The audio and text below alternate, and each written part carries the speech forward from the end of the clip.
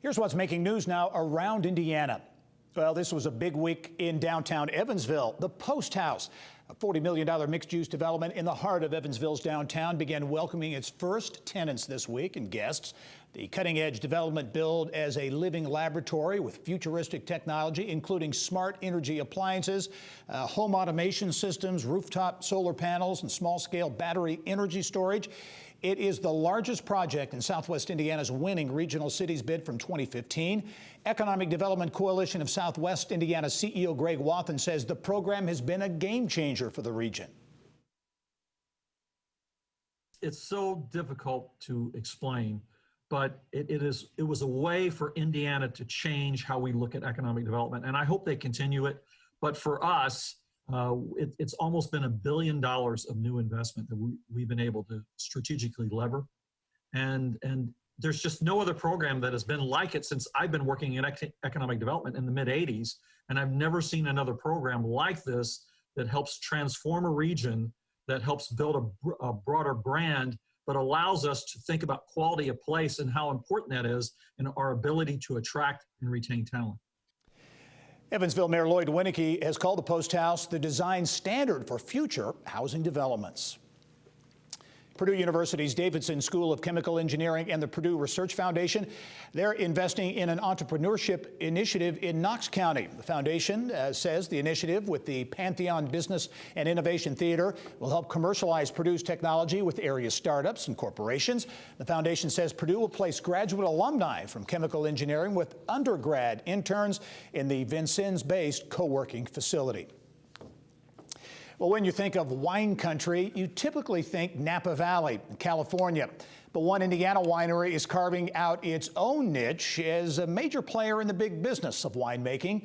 Success didn't come overnight, though, for Oliver Winery. Around Indiana reporter Mary-Rachel Redman has the story from Bloomington. It all began in the 1960s when IU law professor William Oliver started experimenting with home winemaking. My earliest memories with my father helping to make wine in the basement of our house. I just remember the smells of fermenting wine and sort of the clanking of glass and we're bottling and just the time in the basement. I don't know if I was any help or not, but I sure enjoyed the time with him. Professor Oliver took his pet project from the basement to Bloomington, where he planted grapes and established a small vineyard. Initially, it was a hobby winery, right? I mean, if he sold enough wine to pay the bills, that was a successful year. And what started out as a hobby nearly 50 years ago has now turned into a multi-million-dollar business that just keeps on growing. Oliver is now one of the largest and fastest growing wineries in the country, recently expanding into 38 states, including California. It's been a goal of ours for a lot of years, and so proud to kind of be at this point in our growth and our history. We don't try to compete in spaces where wineries on the West Coast might. We think about how can we do things that are different, and that has been a real key to our success. Another secret to Oliver's success? We're 100% employee owned, and that's a really unique thing. That means every one of our employees has this true stake in the game, day in and day out, and it's something that's notable. We just started working on all this together, built a better team to sell wine that was just kind of get better every year, and we just started growing a lot. So last year we were just a hair over 500,000 cases of wine, which is a heck of a lot of wine. And he has no plans of slowing down.